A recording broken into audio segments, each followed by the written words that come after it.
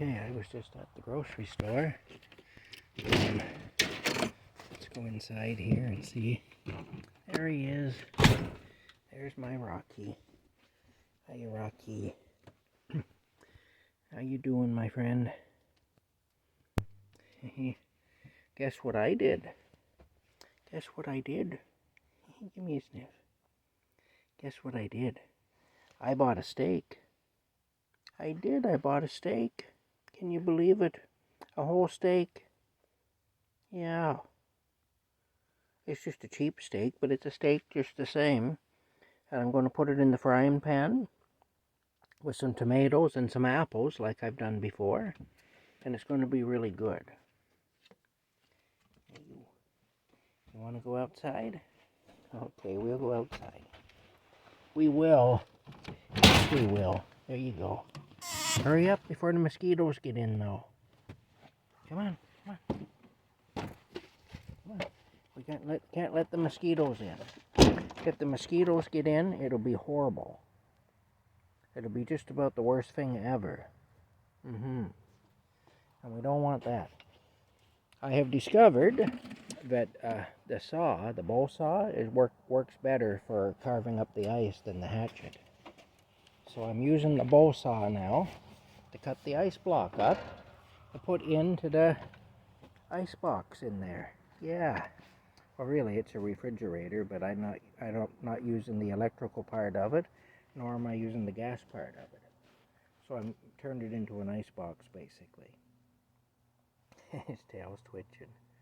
Hey, are you taking in all the sights and sounds? Anyway, I got to do that. I got to cut up the ice block there that I bought. That's $4 for one of those. Crazy. $4 for an ice block. I'll tell you a story, though. It's kind of a funny story about an old friend of mine that was a farmer in the area here that I used to go over to his place sometimes and help him with his chores when he got on in years.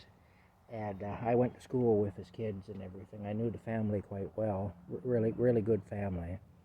Anyway, prior to buying his farm, though, in the early 1960s, he ran a service station in Ottawa, in the city of Ottawa, about 50 miles from here. Anyway, one of the things that he had at his service station was an ice making machine. And for a quarter, you put a quarter into a coin slot. It was like a vending machine. And a block of ice would drop down, and you take your ice away.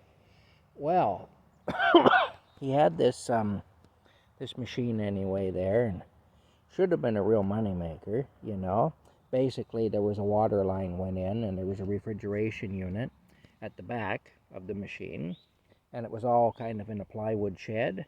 And then there was an area that you could walk into at the front of the machine to, to put your money in and to get your block of ice. Anyway, the blocks of ice were just made in the machine. So as you sold ice, as you sold a block of ice, another block of ice would be made to replace it, So there was always so many blocks of ice ahead in the machine, and then the machine would make more or whatever, as needed. Anyway, the machine, there was something crazy about it. He couldn't figure it out because the machine was running out of, there was a counter that would tell him how many blocks of ice the machine had dispensed, had produced or whatever, yet there was no money. There was never any money in the coin box, but the machine was producing ice, and he couldn't figure out what was going on. Well, one night he come home. One night he showed up at the service station after hours for some reason. And he got out of his car and he sees a lineup of people at his ice machine. There was a good lineup there. And what was happening is there was a kid, a boy, standing beside the shack that the ice machine was housed in. And he was collecting a dime from each person and giving them a block of ice. And there was another boy inside the machine. He had crawled in through a hole in the plywood at the side of the machine. and he was in there taking the ice blocks, and he'd passed the ice block out to the other lad who'd collect the money from the people. So the people were getting their ice for 10 cents a block instead of having to pay 25 cents a block. Anyway, he put the run to them, but that's the story anyway. Quite a thing. So those little fellows were ice thieves, I guess, is what they were. Yeah, quite a thing anyway. He just happened to catch them by chance. He showed up there unexpectedly after hours, and there they were, selling his ice out of his machine. So then he knew why the coin box was always empty, yet the counter was showing that the machine was producing blocks of ice. Was producing lots of blocks of ice, but there was never any money in the coin box. All right.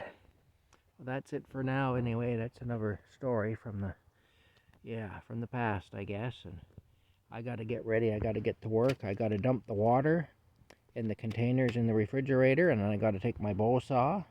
I got to cut up my block of ice and replace the liquid water with frozen water again. Yes, I do. Hey, Rocky. Oh, look! I gotta show Rocky here. I gotta show Rocky what I got. Oh, Rocky. Look what I got.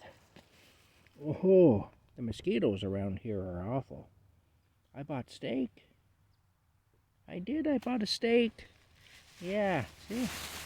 This is $12.98, so it's a $13 steak. Yeah, it's a beef strip loin cut from Canada, American Automobile Association beef.